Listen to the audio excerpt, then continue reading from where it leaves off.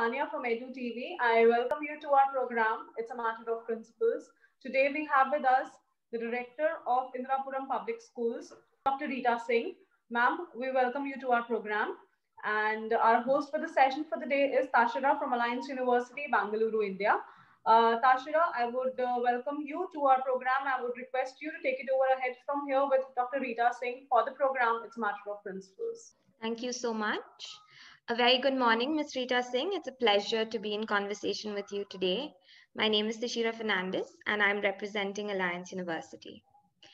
Ma'am, to start off the discussion, I'd just like to ask you, what has been the highest challenge in shifting from the traditional classroom teaching with a very physical interaction to a more virtual setup with students learning remotely? Frankly, since the group has got 6 schools and 3 higher education, and they happen to be in 3 different cities, so challenges have been kind of little different, or I would say the challenges were on a different part of spectrum.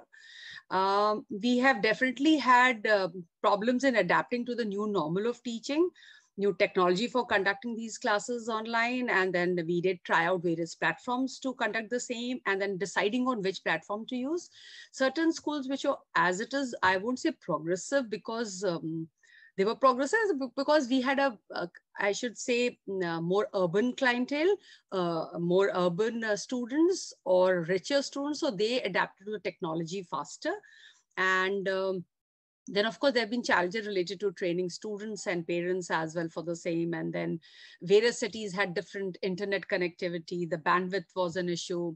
Device availability was an issue with teachers as well as at the learner's end, because again, like I said, what kind of, how rich the parents were, what kind of devices were available at home, how many were available at home, how many siblings were also studying from home, or how many members of the family were working from home. So all those challenges were definitely there. Then not all teachers were technologically sound, if I can comment on that.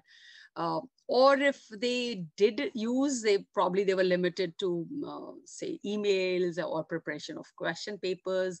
Here there were certain teachers who were already onto all those educational tools like Flipgrid and whatnot, GeoGebra and all that. And there are certain people who are still struggling with switching on to the MS Teams and coming online. So we had a great spectrum if I look at it. And in certain places, because this lockdown happened pretty suddenly, a lot of our people, especially in Patna schools, who we also cater for students who travel all the way from, say, villages and settle down in Patna to attend to their secondary school classes. If they were in villages, and there was a challenge. They were stuck there, and there was total non-availability of required device, required software, or required connectivity, internet. So all these challenges were there. And yes, there was a requirement of training sessions, not just for the teachers, but for the learners, for the parents also, especially in the younger classes, where the parents definitely play a big role. And who had lovely time were the helicopter parents, because they had their children right next to them, and they had their teachers teaching right in front. So over there, we had a lot of interference, if I may quote it that way, a lot of interference from helicopter parents. So these are a few things that were challenging, if I can put it that way. Yes, ma'am. Ma'am, you spoke about the blended mode of teaching, right? Mm-hmm. More of a hybrid form of learning. What do you think are the mechanisms that need to be adopted to ensure that learning is not compromised on both fronts, whether it's virtual or even physical? Yeah.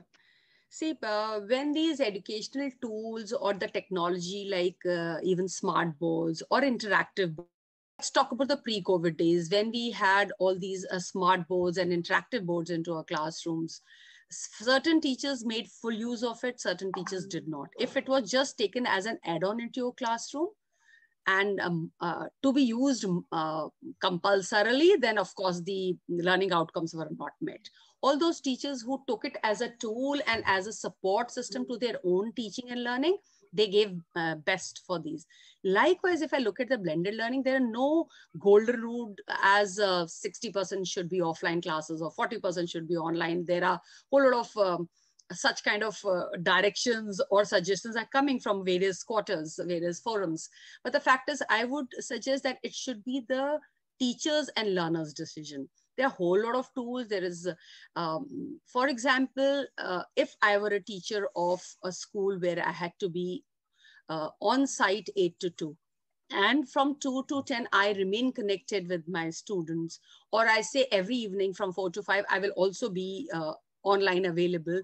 Anybody who wants to walk into my Zoom classroom or Teams classroom is welcome to come and get the queries solved.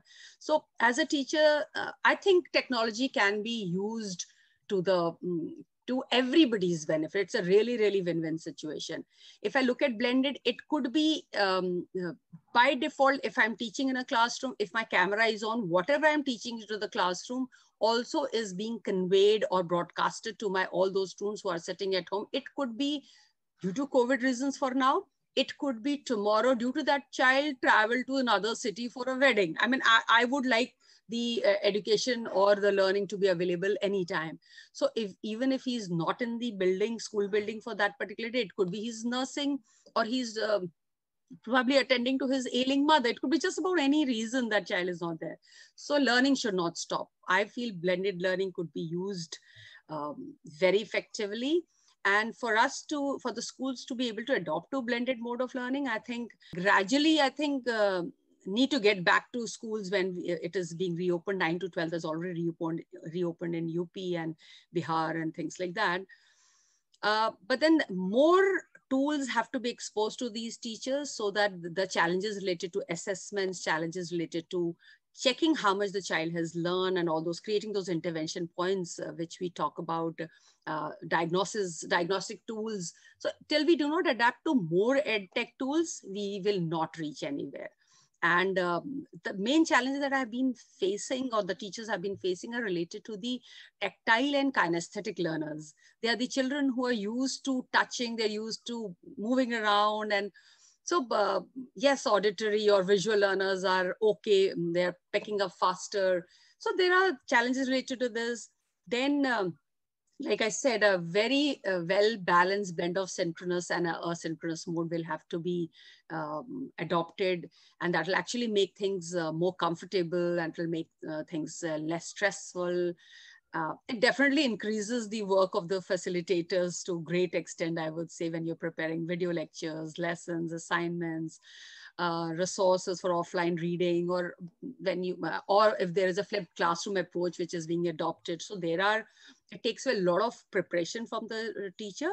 But I look at it, learners being at the I would say better, because the teachers enter the classrooms in a more prepared manner. So eventually learners benefit definitely. And I think because there's a lot of preparation, there are a lot of pre-class material being shared, or I would say the onus comes to onto the hands of students. They know that they are the ones who are responsible for their own learning.